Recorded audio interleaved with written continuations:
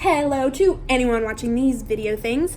I'm Kelsey, and today we are doing my experience of flight attendant training. So my experience of flight attendant training was, there was some ups, there was some downs, there was like some fun, there was some not fun, it's flight attendant training. What are you gonna do? So I have a lot of questions that people have asked me, that I've seen on Facebook, that I've seen on other YouTube channels, anything. So I'm really hoping that this helps you have a little bit more ease going into training. I just want to put a little disclaimer that this is all my opinion. This is my airline. This is my training experience.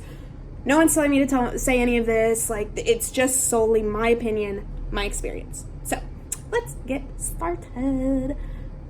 First off, how much do you make? Flight attendant training, you don't make a lot. You really don't. That's just how it is. You just don't make that much money. But it's well worth it going into it. So my airline, you get paid a per diem of $140 every week. You normally get that on a Friday.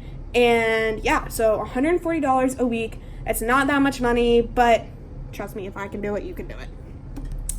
When do you get paid? On Fridays, normally, so yeah.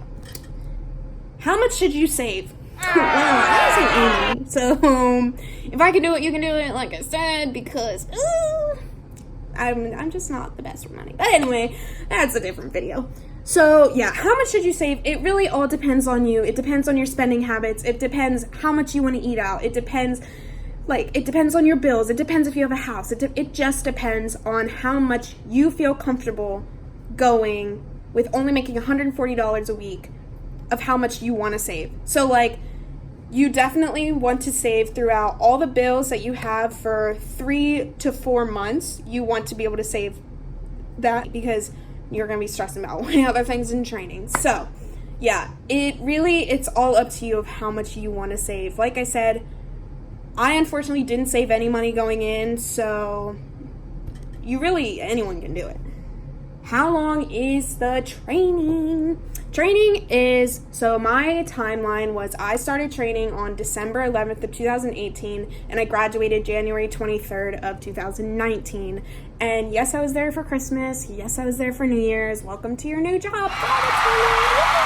Holidays, who? No. Yeah, so it's about 6.5 to 7 weeks. How many days a week?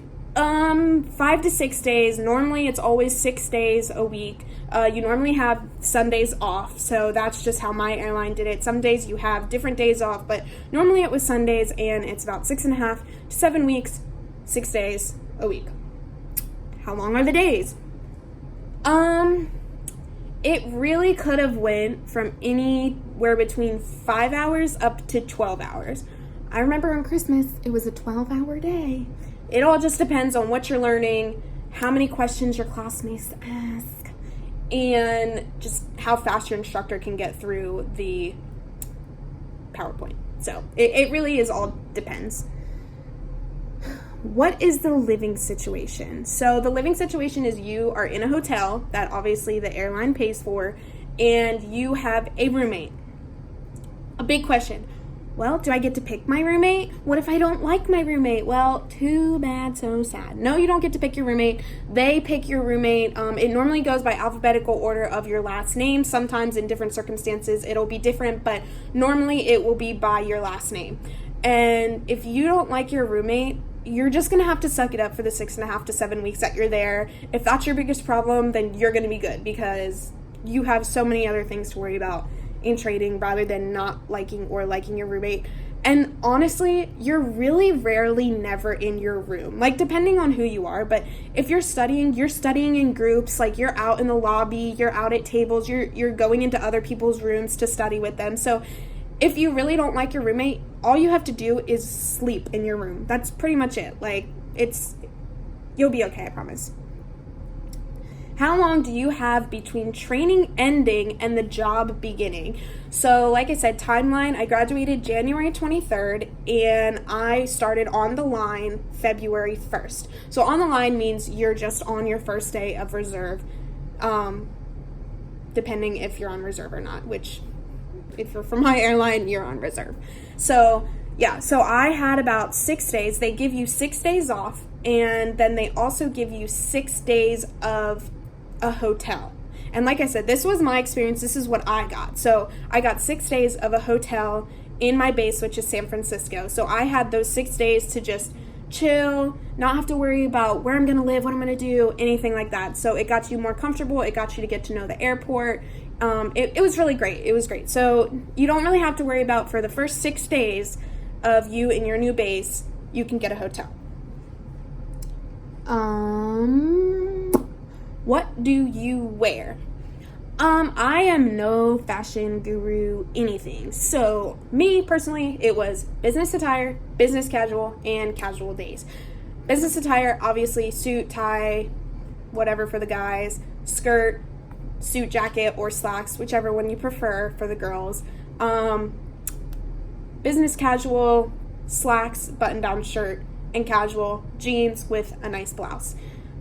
I had 2 outfits for each day. So 2 business casual, and 2 casual, because I was not going to spend a lot of money on clothes that I was never going to wear again. Like, I'm never going to wear business casual anywhere again. No, sorry, not going to do it. So I wasn't going to spend a lot of money on clothes, which a lot of people are really freaked out about, is what you're wearing. They just want to know that you can follow instructions and you can look professional. If you can do those things, you're going to be fine. They don't care if they see your outfit every single day, as long as it is by the guidelines. So you'll be okay with outfit.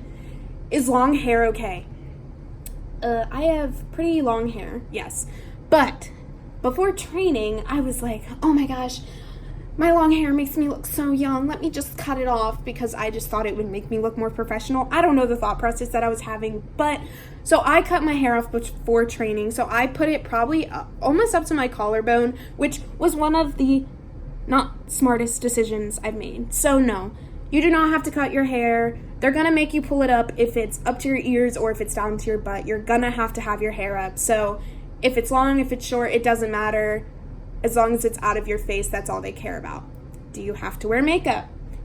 No, you don't have to wear makeup. Like, everyone's like, oh, being a flight attendant, you have to just look perfect all the time. No, if my check-in is before 8:30 a.m., I'm not putting makeup on. Sorry.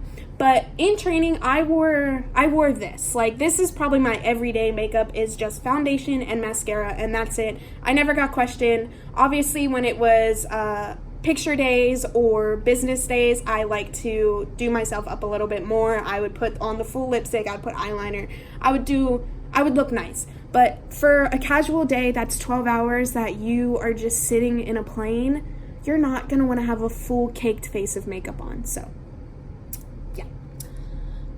What did you do to prepare for the move? I went home to Maryland and spent time with my dog. That's how I prepared for my move.